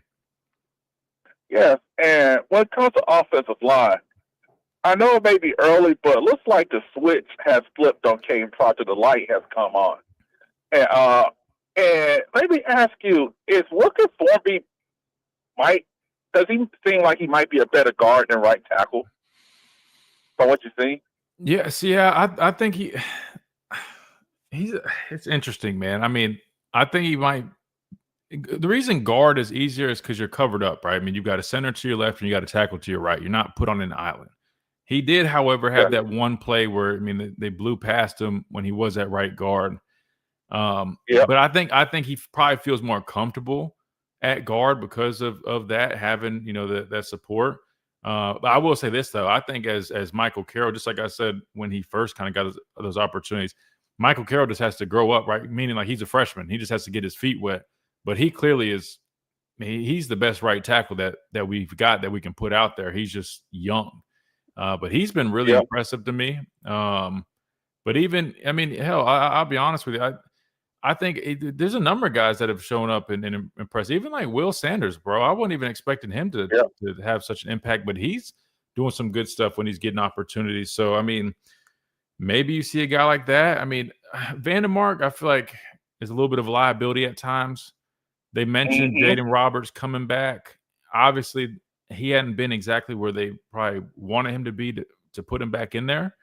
But we'll see when he comes back how he's looking. I mean, I know sometimes it just takes time to kind of find your footing after being out. But now to answer your question, I think Wilkin definitely looks a little bit better at guard than tackle, but it's not a perfect thing, but it might be a little bit better of a fit than him at tackle. But I agree with you on Proctor. Proctor's playing much better right now, much better football, and I hope he continues that trajectory because we need that at left tackle. He's playing how we thought he should be playing. Yeah, and I'll say this before I run. Remember before the season that we talked to you and I said, I don't know about Penn State because if you're 6'5", 240 with a rocket arm and a 3-year starter, you don't make it to your 5th year because that means you're cheeks. They're Clemson. That, hey, they got in the playoff due to a rule. And then we also talk about the hot take media just totally forgetting the fact that Texas is starting 4 out of 5 new offensive linemen this year. You know, that's a problem. Yeah, and it just shows that these people don't do their homework. They just look at, who's coming back to school and just thinking things. Yes, the NIL is great, but you don't. And 4 out of 5 new offensive linemen, that is a challenge. And then when your quarterback is not as advertised, because we said, let this boy play first. And then tied into that, it shows that, hey, there's some challenges there. And last year is last year. And with all these teams, this year is not last year. And I think people got to start looking at that because these teams are different. Yeah. No, they are. Texas is definitely I don't know, man. They're interesting right now. I mean, I know they got Oklahoma, and we'll see how that goes. If Mateer was playing, I would say, man, Texas is about to be a 3-loss team already. And I'm kind of on the fence. I was on M3 podcast yesterday with Josh and Mac, and I ended up taking Oklahoma just to kind of switch it up a little bit from the picks. But yeah, no, you're right. I think that's why it's important just to let things play out. And that's why we talked about, a lot of question marks about Ty just because he hadn't played yet. And I get it. I get it. He didn't really have the receipts, like my dad likes to say. But just knowing, his skill set and what I've seen out of him in practice, I was like, man, he just needs those reps. And I think he's really going to be solid. And he's doing just that. But you're right, man. It's a lot of people go off of what they saw last year. You just don't know. And it is harder nowadays, too. I'll be honest, though, because when you have so much newness, guys coming from portals, before you could be like, okay, they've had this guy, he's been developed, and they brought this guy, and we've seen him get a couple snaps here. As an analyst, it's a little bit more difficult when you're looking at a team like Florida State, and they bring in like a whole new offense. You're like, well, damn, I think they can be better. They should be better, but they haven't. No one's played together, so yeah, it's a little tough nowadays. But you're right, though. I got to give you your props. You called a lot of that, though. Yeah, in Florida State, we were kind of canary to coal mine. No one had tape on them. And sometimes, a lot of times with these schedules, it's about when you play people. Because like Alabama will play so many ranked teams in a row. Conversely, this weekend, Illinois is the first ranked team Ohio State's going to play this Texas. So a lot of times, it's like the NFL. You got to have your scheduling luck sometimes. And just because Alabama drop a game or two with that schedule doesn't mean they're not better. But you get what I'm saying. But, hey, Christian, thanks for the good work again. Thanks for taking my call. Oh, absolutely, man. I appreciate you, Smitty. Be easy, brother. Yes, sir. Good deal. All right, let's stay on schedule. Let's hit a timeout. We come back. We keep on rolling. We got Ram, and we've got Cedric that we'll get to on the phone lines, and we'll keep breaking some stuff down. Right now we're doing a little bit of a look in the mirror, looking at some of these good plays from Alabama against Vanderbilt and how we need that to carry over. And we'll do that during these timeouts. So, again, if you guys want to jump on our stream at the Miller's Edge on YouTube, you can watch us do that right there. Quick timeout. We'll be right back.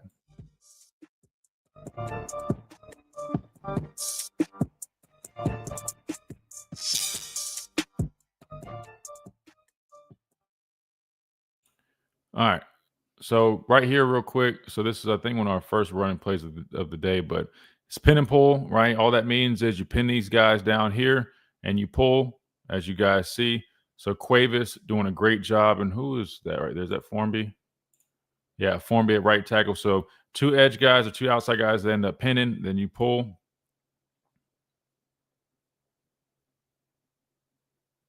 And even like this small little thing like this, right? Having Jam start out, right? He's out wide. Then you have it in motion, bring him back in. I mean, he's still kind of moving right here as he – sorry, we're playing this guy's video, so it's not on me. But anyway, as he's taking the snap, I mean, you see all this grass, number one. But again, this is a difference. So for all you guys that were wondering, like, man, so what was up with our running game? Like stuff like – I mean, like this execution. You know what I mean? Like pin, pull, good kick out. Then you've got a lead blocker climbing up. Great block here right now, at least by Latsier Brooks. If I remember correctly, I think, yeah, he ends up letting him off. Just got to hold that a little bit longer, right? Just hold that a little bit longer, but still big gain just to start things off. There's another running play or it's a pass play. Sorry, I'm just trying to show you guys the runs right now, unless you guys want me to break that down, but this is at 4th and 1 if you guys wonder. But we talked about this one yesterday, though. But I was thinking there was some type of, man, I didn't even see that, but that dude did a hell of a job after seeing that.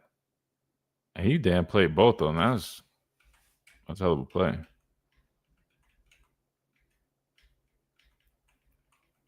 Sorry, I'm trying to find these other runs. Damn, did we not run the ball more? Maybe Q06 was right. No, I'm just kidding. I don't think this guy's highlighting it right now.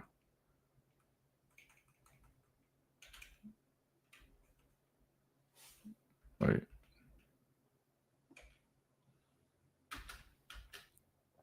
All right, so this is what we just call duo right here, right? So duo is literally combo blocks just climbing up. This is what I was talking about, like good timing. So you see this, right? Good combo blocks right there. Parker climbs up.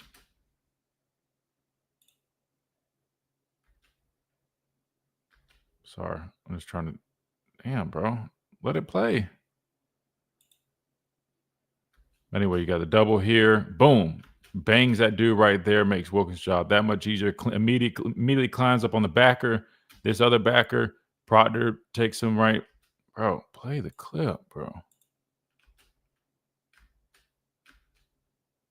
I mean, that's, oh my God.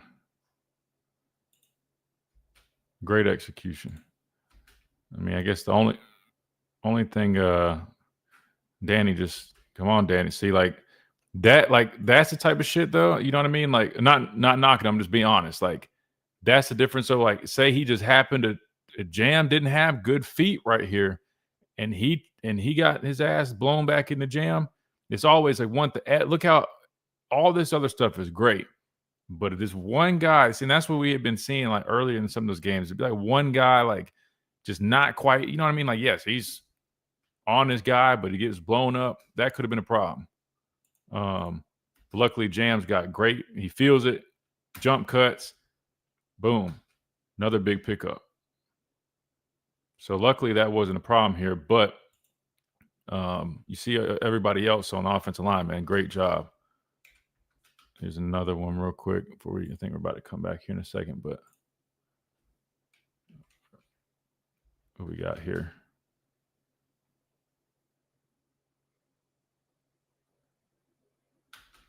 Just got a zone. This is just zone right here.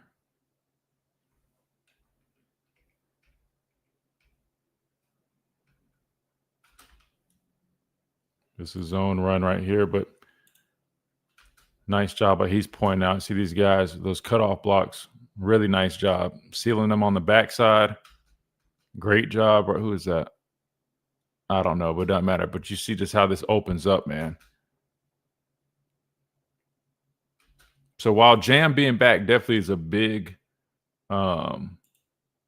addition, don't get me wrong. I mean, because I do think his vision and his ability to hit these holes, just with that experience. I mean, like, there's just something about when you have experience. Like, there's times I think Kevin Riley, he's trying to run hard, but sometimes he just trying to kind of, lowers his head and tries to burst through a hole, right? Versus Jam has a little bit better vision, right? A little bit better feel. And I think you see that kind of show up.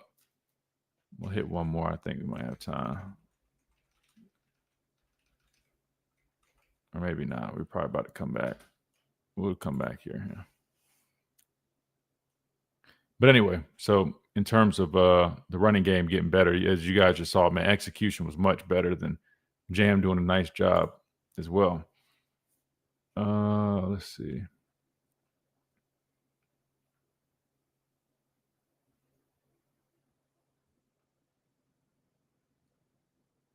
How are Missouri's receivers? I'll be honest with you. I ain't really focused on them too much when I watched it, but I'll go back and watch them a little bit better.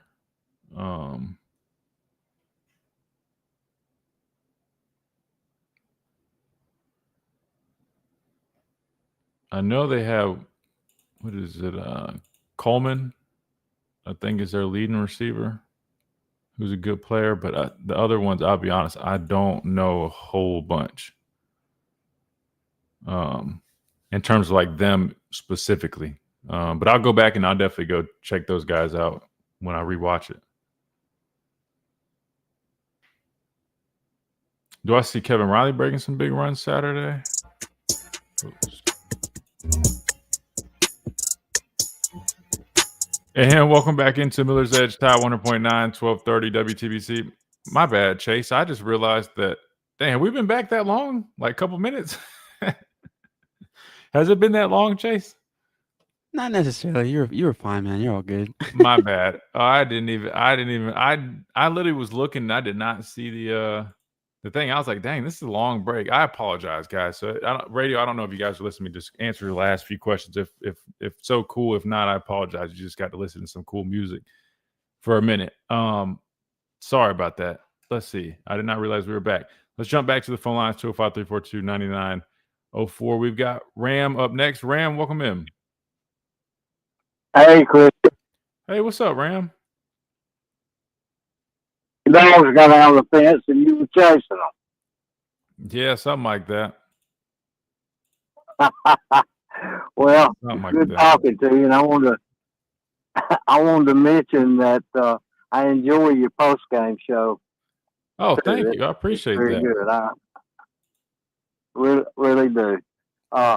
Christian, I'm going to say one thing about the Vandy game. Mm-hmm. In the fourth quarter, we were 4th and short, and I don't know. I think that somebody probably can correct me. Chase probably knows.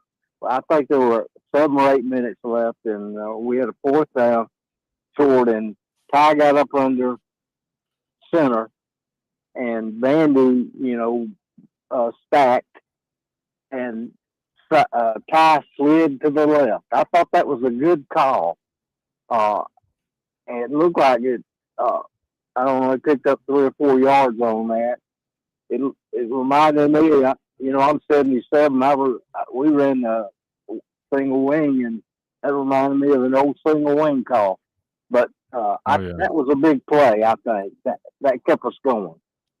Yeah, I'm trying to think of which play you're referencing right here, Ram. You said it was 4th and 1? 4th and a yard and a half or something, and Ty came up under center, mm-hmm. and quick. We came up quick, and we were probably on just barely on their side of the field. And what was the play that we ran? I'm just trying to think back exactly.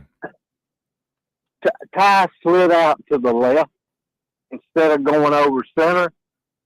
He slid out to the left, right around. I don't know if anybody pulled or not. They probably just turned, but and he made the first down. Okay, yeah.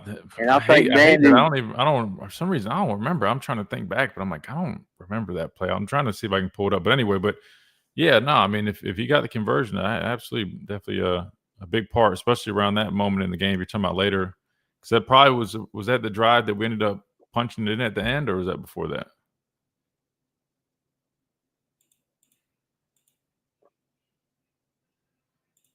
Ram, you with us?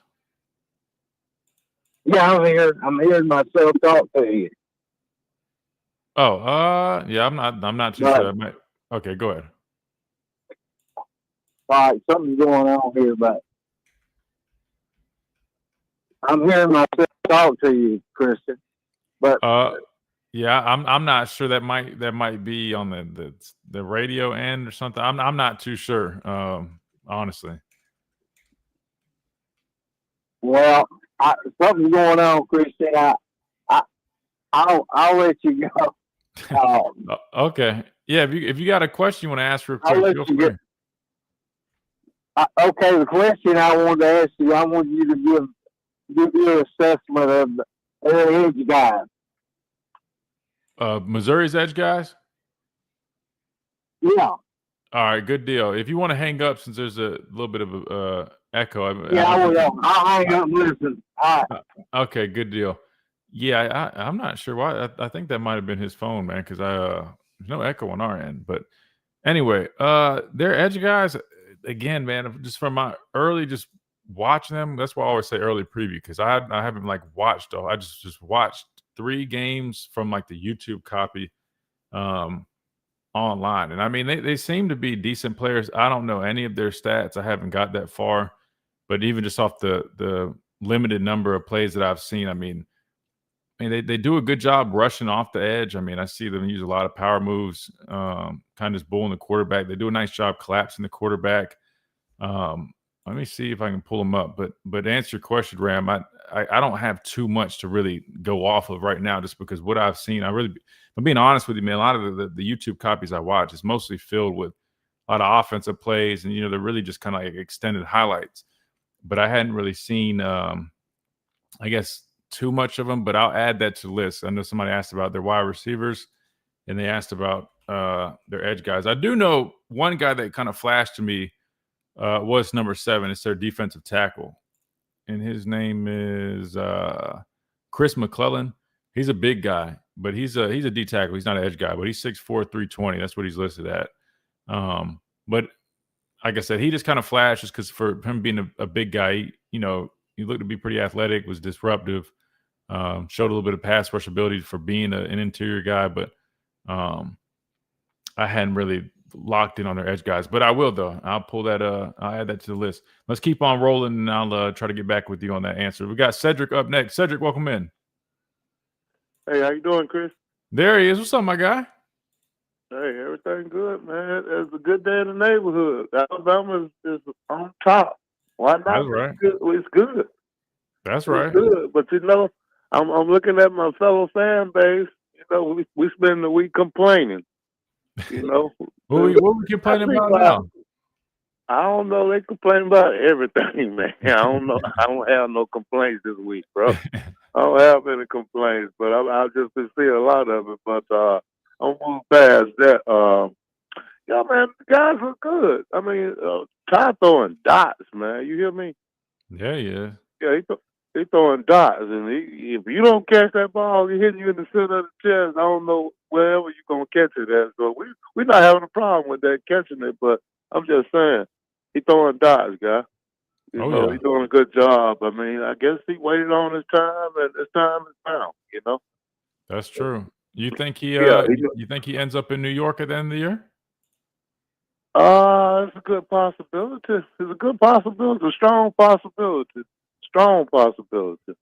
Because I don't see anybody else especially in the conference, that look better than him. Stockton don't do nothing for me, as far as, nationally.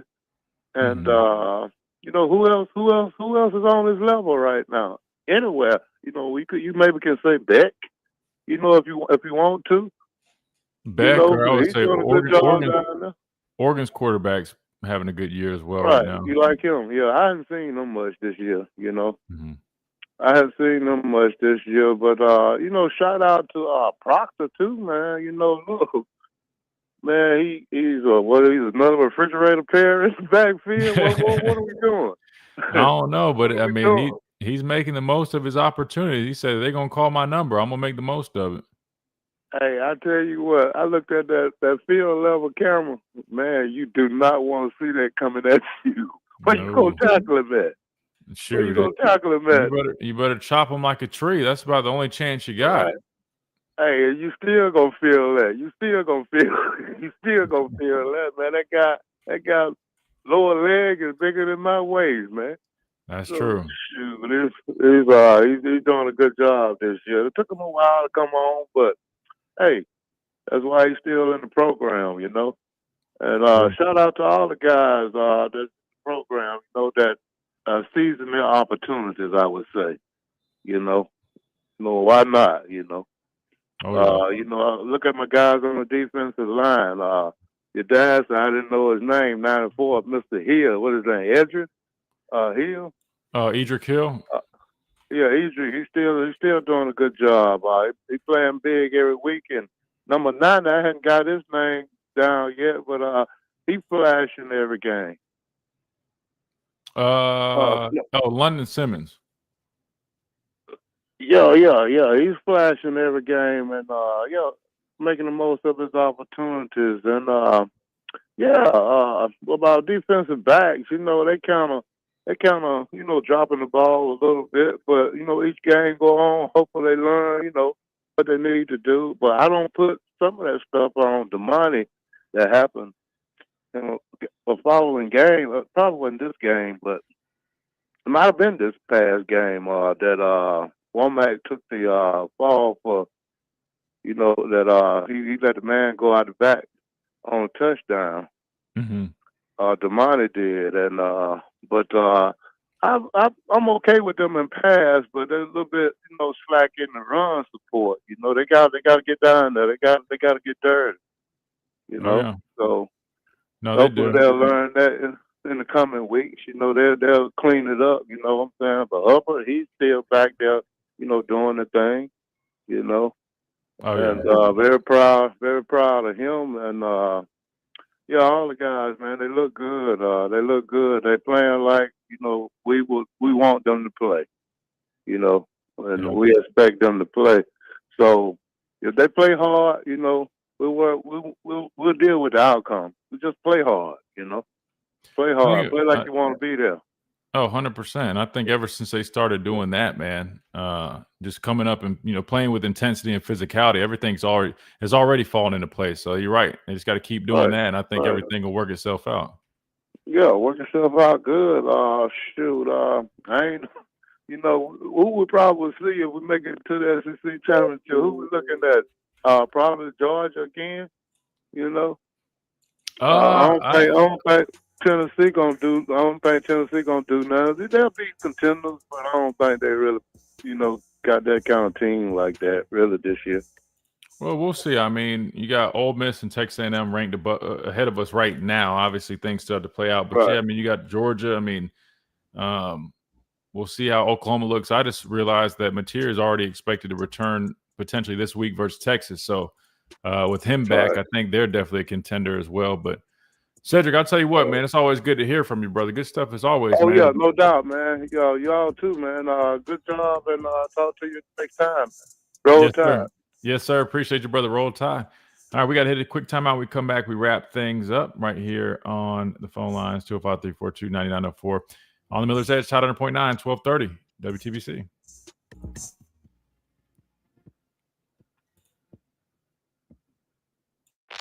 Coming up. That's what I forgot. When Ram asked about the edge guys, number 8 kept popping up a little bit, and I completely forgot when he asked that. It slipped my mind. And I just was watching the South Carolina game and saw him come up with a sack, and so I went to look up who he was in their roster. I didn't even realize Damon Wilson, he transferred from Georgia. So to answer that question in terms of their edge guys, 8 is definitely somebody to watch. I mean, he's got 3.5 sacks this year. He had 2 week 1. He had a half against South Carolina, then, which I thought that looked like a full sack. I don't know why that was credit for a half, but anyway, he's a good player. The other guy, 9, looks all right. He looks a little more stiff though. I don't know who that guy is. But Damon Wilson transferred from Georgia. He's a good player. He's definitely their best edge guy. Went and got him out of the portal.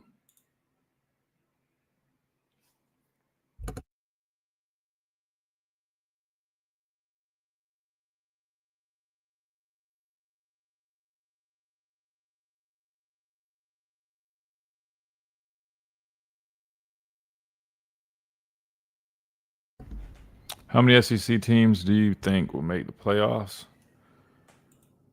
It's so early, bro. I don't even know if I have an answer for that right now, man.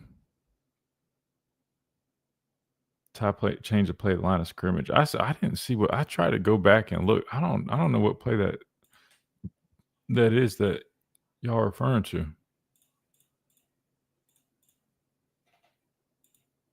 I mean, he said it was at what point in the game?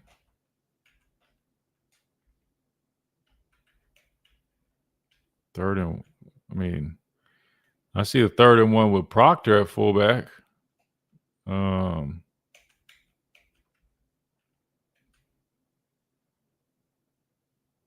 Y'all think that's what he's referring to? Like the fullback or handing the ball off to Proctor? I mean, because that was 3rd and 1 later in the game. And it looks like he runs up to line of scrimmage. I mean, that's the only thing I would be thinking. I don't know. After 5 games, what is our best quality on offense and defense? Oh, that's a good question. I would say best quality on offense right now would be, I would probably say our ability to really stretch the ball down the field, man. I mean, obviously running game looked good against Vanderbilt, but that hadn't been consistent. But one thing that's been consistent is Ty Simpson's ability to operate and really spread the ball around, squeeze it in tight windows, let his playmakers make plays, just take command. And even with that, it's not like it's like a home run or nothing. It's still a very efficient offense. Yeah, I think that's definitely a good quality right now. Then defensively, maybe I should just take out the Florida State game. Defensively, I mean, our ability to force turnovers is definitely very impactful, and we've been doing a great job of that this year again. I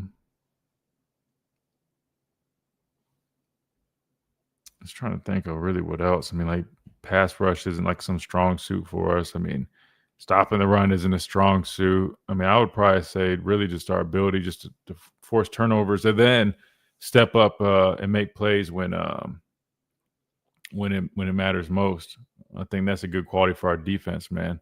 I don't really like the bend but don't break thing because again, it's never really like nobody like tries to do that. I mean, as a defense, every play you want it to be a negative play. But the fact that we do step up in critical moments, that's big. That's a really good question, Jake. So no, Ty did a sneak and slid to the left with the middle clog to get the first down. Oh, second half. Well, no, I was in the second half. Yeah, now that you say that, I think I remember. With all due respect, I don't know why that would be like a crazy thing. I mean, that's just kind of a feel thing on a sneak, man. If it's clogged up, just fight for the yard.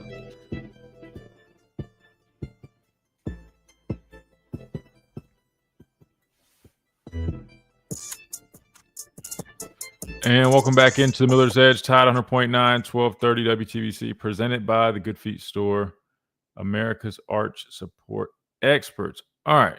Oh, that's right. We still got one more call to get to. We got Pat on here real quick. Let me answer a question or two. But yeah, so let me see. Before we get to Pat, we got a question that says, who is responsible for those running back shovel passes against Vanderbilt? So typically I always talk about you got to squeeze and close, but I'll be honest, the first one they ran, I wish I had this pulled up, but the first one they ran, it was tough because you had Jan Pierre that was at the edge spot, and he did, have that look to squeeze and close, but he was responsible for the quarterback. He's a quarterback player. So to be fair, I mean, you can't overdo it in a situation like that. But I had to go back and watch exactly to see how it played out.